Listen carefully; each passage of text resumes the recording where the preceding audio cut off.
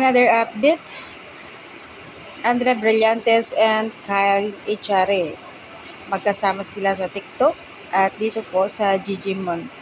Nakaka-good vibes ang reaction nitong dalawa.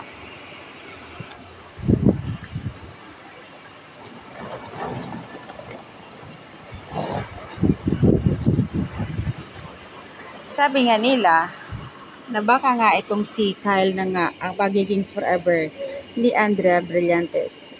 Since na nga nawala na wala ng boyfriend si Andrea and Kyle naman ay wala din.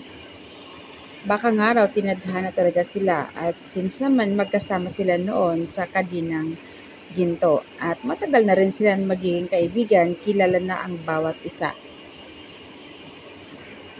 Maraming nagbigay komento dito about sa kanilang dalawa dito sa post na ito na sinasabi nila bagay at ang lakas ng chemistry.